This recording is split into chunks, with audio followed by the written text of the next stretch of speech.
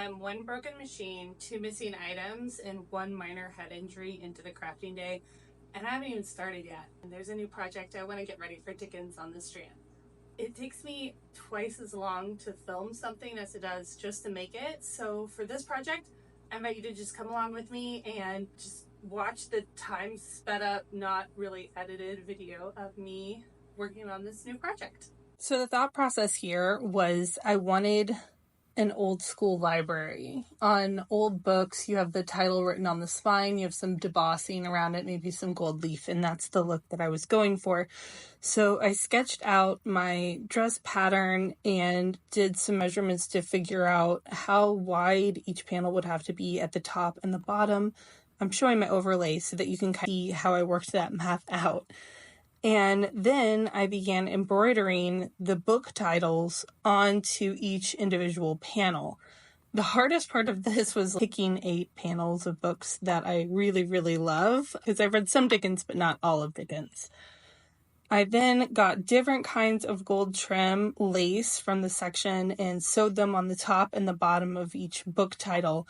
I wanted it to be so that everything would line up visually across the skirt, like you're looking at books on a library shelf.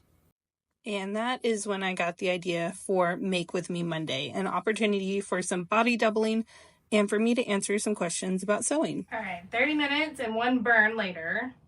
I am ready for my break from making bad decisions. I'm not making curtains. I'm actually making a Dickens skirt and petticoat for Dickens on the Strand. It's a festival in Galveston. And not only do I just love the Victorian clothing, but also I'm just a huge fan of his books. So my vision for this piece is that each panel of the crinoline gown is a different book. So I just sewed together Oliver Twist and Nickel and David Copperfield. I'm beginning to worry a little bit that maybe I didn't make the bottom full enough, but it's, we'll see. I always am able to convince myself halfway through any project that I actually don't know how to sew. So I'm sure no one can relate with that one. So each panel of the skirt is the spine, and the older books, they have the filigree or like debossing above and below.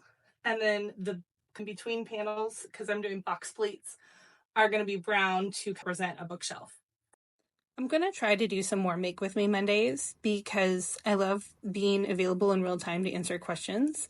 Helping people develop a love for sewing and a confidence is what I love best about having a YouTube channel. Now you can see the panels I actually have on the skirt already. And I'm going to be using my edge stitching foot, which I'll come show you guys what that looks like.